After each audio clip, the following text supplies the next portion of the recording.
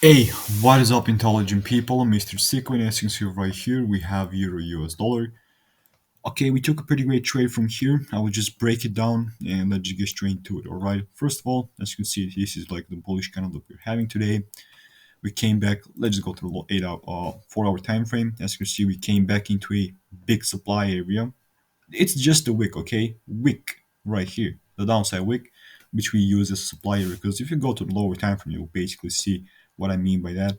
All right, this whole thing right here was a supply demand area, all right, or just a POI order block. You can call it whatever you want, demand POI order block, however you want. We could have also like used it right here for some people who are saying just zoom in. Okay, here we go. Okay, we could have used this beautiful demand area right here, but I just used the wick on the 2 hour and the, I guess on the 4 hour time frame.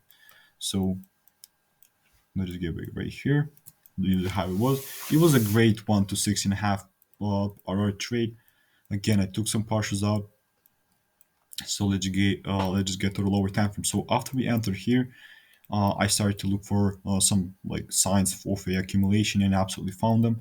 So let's just go in lower.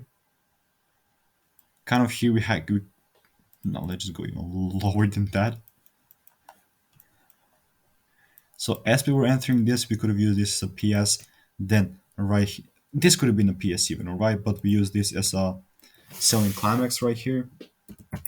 So we did manage to undergo a full accumulation, and this was a pretty beautiful schematic, like no cap. AI. Here we had the ST but I'm just gonna go straight to the ST. This was the ST, right, or the secondary test, because you never kind of broke through the selling climax. Then after we, like, as you can see, we changed the character, pretty beautiful. Some people like would have looked for upside movements from here on, but personally for me, like after we broke through this area right here, I was looking for a buy in this area right here. But after, as I said, we broke through the structure, I just deleted the limit. And after that, as you can see, we even had the spring, the last point, like where of the type 1 or the type 2, like you can call it whatever you want. As you see, I marked up a demand area that caused all this breakage. Okay, a pretty beautiful breakage to the upside. Never actually broke to the structure; it just broke a substructure.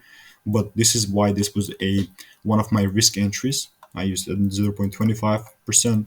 All right, and as you see, it all turned out very great right here. So yeah, let me know what are your thoughts about this.